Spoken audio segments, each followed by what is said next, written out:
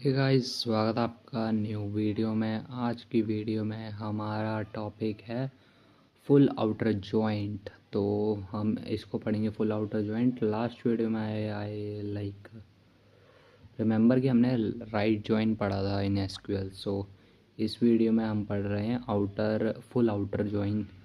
उसका क्या यूज़ होता है, कैसे उसका सिंटैक्स होता है, वो सब सीखेंगे।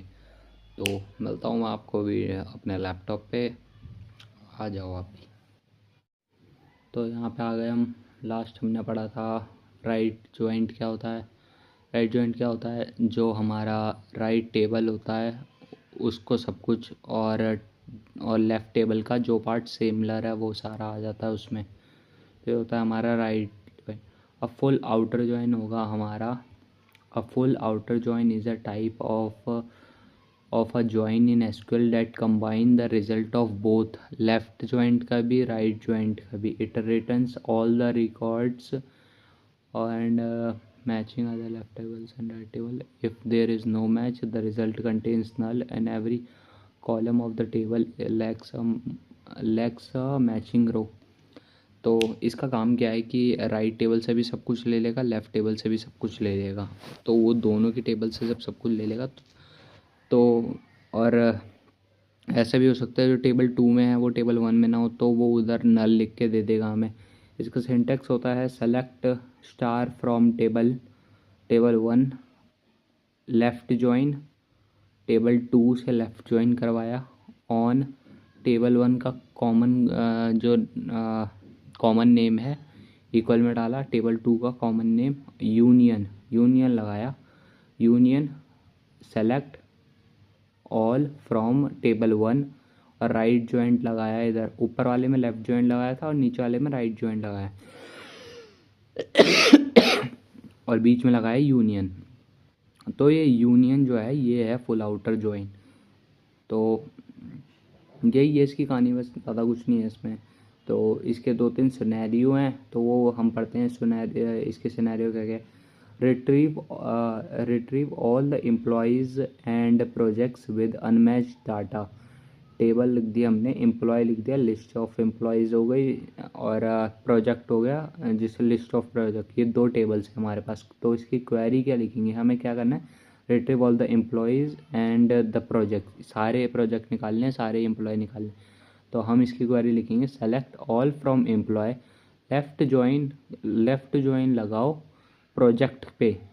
पहले हमने क्या करा, सेलेक्ट ऑल फ्रॉम एम्प्लॉय और लेफ़्ट जॉइन लगाओ प्रोजेक्ट्स पे ऑन और उसकी एम्प्लॉय आईडी और प्रोजेक्ट में जो एम्प्लॉय आईडी है वो दोनों को इक्वल कर दिया। फिर लिखा union select all from employ, right है ये RIGHT। इसकी थोड़ी स्पेलिंग गलत हो गई तो वो इसको तो आप देख लेना, इसकी थोड़ी यहाँ पे स्पेलिंग गलत है, ठीक है, राइट वाली। Join projects on employee ID, वही सिमिलर कॉलम इक्वल में डाल दिए। तो रिजल्ट क्या आएगा, all employee whether they have a project assigned और नॉट। सारे वो एम्प्लॉयज़ आ जाएंगे और सारे प्रोजेक्ट्स आ जाएंगे जिनमें एम्प्लॉय साइन नहीं है वो भी। सिनेरियो 2 देखते हैं। Combine 2 customer databases, merge customer data from 2 different regions. तो क्या कहते हैं, 2 रीजन्स है हमारे पास, ठीक है, उन दोनों का डाटा हमें मिक्स करना है। तो हमने कर दिया, हमने क्वेरी क्या लगाई, सेलेक्ट रीजन 1 का dot customer ID,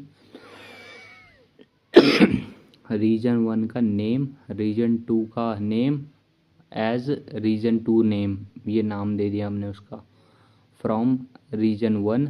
left join लगाया हमने रीजन 2 पे और ऑन रीजन 1 कस्टमर आईडी कर दी रीजन 2 के कस्टमर आईडी से। यूनियन लगाया, यूनियन लगाने के बाद हमने कहा select region 1 customer ID comma region 1 का नेम, रीजन 2 का name as region 2 name from region 1। Left join लगाया हमने जो कि राइट जॉइन लगना था। ये थोड़ी गलतियाँ हो रखी हैं इसमें, प्रिंट जिसने करा है ठीक से नहीं करा। तो ऊपर वाला लेफ़्ट था, नीचे वाला राइट था।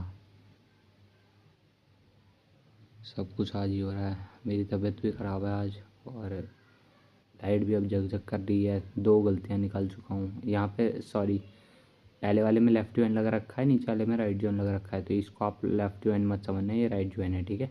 तो रीजन 2 कर दिया, और इक्वल में दिखा दिए 2 जो सिमिलर कॉलम है। तो रिजल्ट में आएगा list of all customers from both regions shows null of missing informations.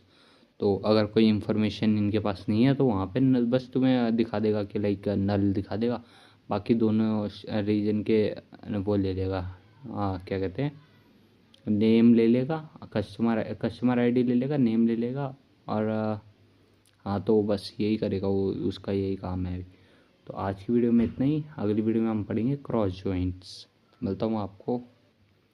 Like क्या हुआ, प्रॉब्लम थोड़ी है, चलो ठीक।